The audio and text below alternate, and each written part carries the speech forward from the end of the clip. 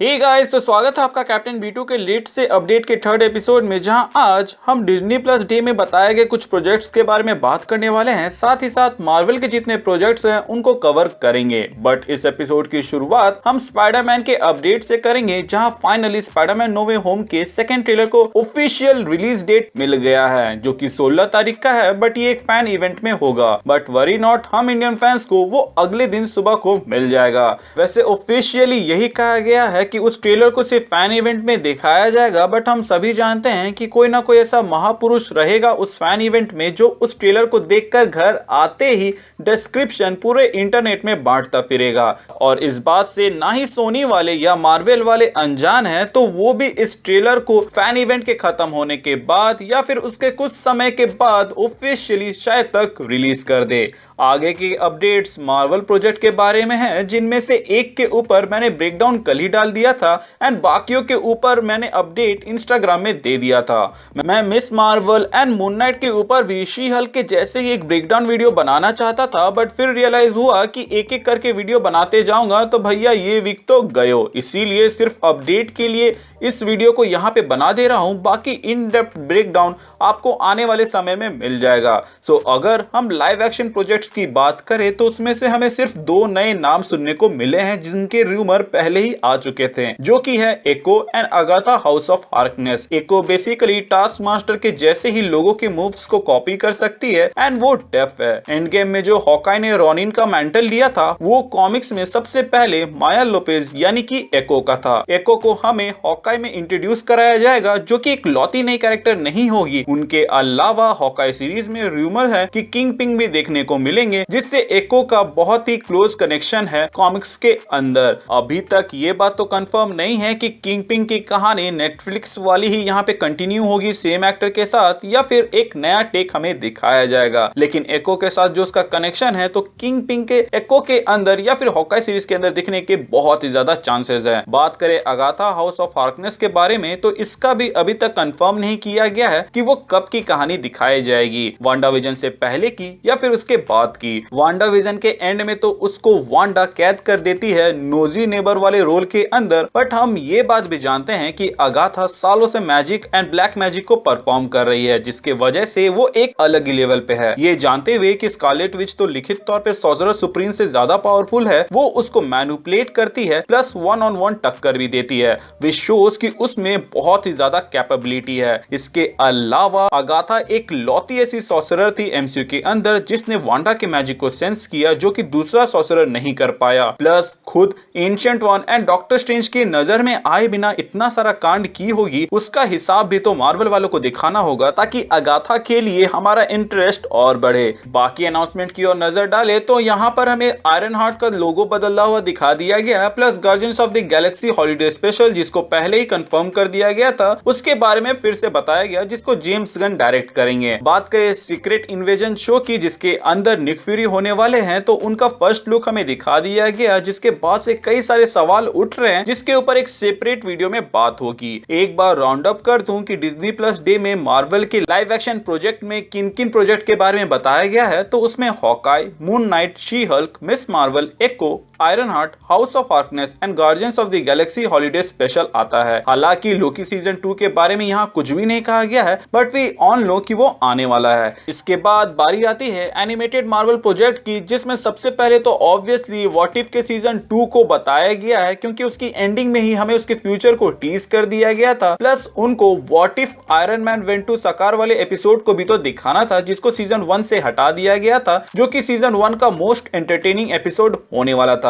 वैसे अगर आप what if Tony went to Sakaar instead of Hulk वाली कहानी को जानना चाहते हैं, तो मैंने उसको कवर किया हुआ है, आपको उसकी लिंक डिस्क्रिप्शन और आई बटन में शो होगी। अब बात करें अगले एनिमेटेड शो की, तो वो भी व्हाट इफ से ही रिलेटेड है, जहां पे हमें मार्वल ज़ॉम्बीज के ऊपर एक अलग ही सीरीज देखने को मिलेगी, जिसकी आशंका पहले से ही थी। क्योंकि अगर आपको याद हो तो मार्वल ज़ॉम्बीज वाले एपिसोड में थानोस 5 स्टोन के साथ वाकांडा में आखिरी स्टोन का वेट कर रहा होता है, जबकि स्पाइडी, लैंग और ब्लैक पैंथर वाकांडा जा रहे होते हैं आखिरी स्टोन को लेकर, एंड यही एक लौता ऐसा एपिसोड है पूरे सीजन 1 में जिसकी एंडिंग में क्या हुआ वो हमें नहीं बताया गया। लास्ट एपिसोड में सारे इनकम्प्लीट एपिसोड की एक प्रॉपर एंडिंग दे दी गई थी, बस ज़ॉम्बी वाला का रह गया था। अगर आपको याद हो तो लास्ट एपिसोड में डॉक्टर स्ट्रेंज ने अल्ट्रॉन के ऊपर ज़ॉम्बीज छोड़ा था, तो उसके बाद हमें वांडा वर्सेस अल्ट्रॉन देखने को मिला था। लेकिन यहाँ पर नोट करने वाली बात ये थी कि जब पोर्टल खुलता है तो उसमें से captain America, falcon, Hawkeye and Sharon दिखते हैं, जबकि ये सब ज़ॉम्बी वाले एपिसोड में इतने बेदर्दी से मारे गए थे कि उनके वापस आने का कोई सीन ही नहीं था। लेकिन यहाँ पर जब हमें उनको फिर से दिखाया गया तो हमें लगा कि ये एक मूवी मिस्टेक है और इसको इग्नोर कर दिया, बट अब मुझे लगता है कि ये कोई मिस्टेक नहीं था बल्कि एक टीज था कि मार्वल मल्टीवर्स में ज़ॉम्बी वायरस फैल रहा है, जिसके वजह से सिर्फ एक ही यूनिवर्स नहीं बल्कि कई सारे यूनिवर्स इन्फेक्ट हो रहे हैं। और ये लोग जो यहाँ पर हमें पोर्टल से गिरते हुए दिखाए हैं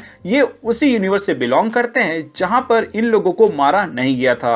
अब मेन जिस यूनिवर्स से ये फैला है वो तो हम लोगों ने देख लिया, लेकिन कहां कहां फैला है और वहां पर उससे कैसे कैसे डील किया गया इसके बारे में शायद तक हमें मार्वल ज़ॉम्बीज के अंदर बताया जाए। अगर आप मेरे ब्रेकडाउन और एक्सप्लेनेशन वीडियो देखते हैं तो उसमें मैंने बताया था कि एक दूसरे वॉचर ने ये पॉइंट आउट किया था कि मार्वल ज़ॉम्बीज एक मल्टीवर्सल थ्रेट है, जो कि अब हमें एनिमेटेड शो के अंदर देखने को मिलेगा। अब बात करें अगले एनिमेटेड प्रोजेक्ट की तो वो है स्पाइडरमैन फ्रेशमैन ईयर, जिसमें हमें एमसीयू पीटर पार्कर की ओरिजिन को दिखाया जाएगा अलग अंदाज में, एंड इसीलिए ये स्पाइडरमैन सोनी के प्रॉपर्टी होते हुए भी डिज्नी प्लस में दिखाया जाएगा। वैसे स्पाइडरमैन एक लौता ऐसा कैरेक्टर नहीं है जिसके ओरिजिन को एक डेडिकेटेड एनिमेटेड शो दिया जा रहा है। उसके अलावा हमें ग्रूट के ओरिजिन के बारे में भी बताया जाएगा आई एम ग्रूट नाम के शो के अंदर, जिसमें ग्रूट के शुरुआती साल और guardians of the Galaxy join करने से पहले तक के सफर को दिखाया जाएगा। वैसे हमने भी ग्रूट के ओरिजिन के ऊपर वीडियो बना रखा है जिसमें हमने कॉमिक से लेके एनिमेटेड शोज में जो उसके बारे में बताया गया है उसको कवर किया है, तो अगर आप इंटरेस्टेड हैं तो उसको चेकआउट कर सकते हैं। अब बात करें आखिरी और सबसे चौंकाने वाले मार्वल प्रोजेक्ट की तो वो था एक्समैन 97, जो कि 90s के टाइम में आ रहे एक्समैन की कहानी को आगे कंटिन्यू करेंगे, जो कि उस वक्त तो बहुत ही बवाल लगता था, बट अगर उस कार्टून स्टाइल को अभी दिखाया जाएगा तो शायद तक बैकलैश मिल सकता है, क्योंकि अभी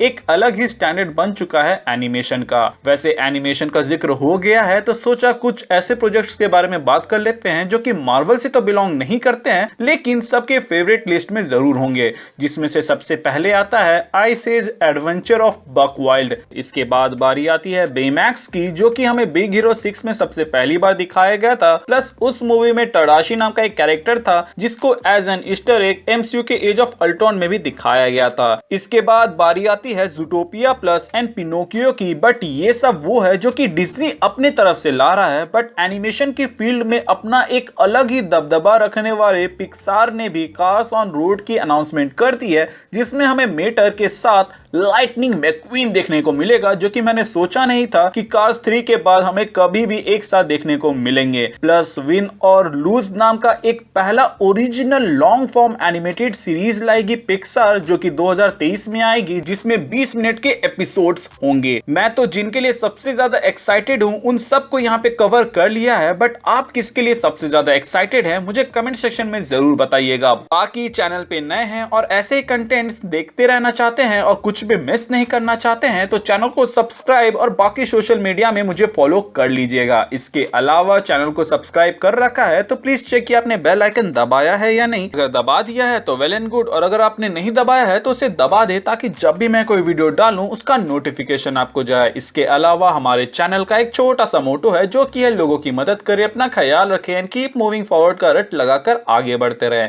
thank you for watching this video, stay tuned.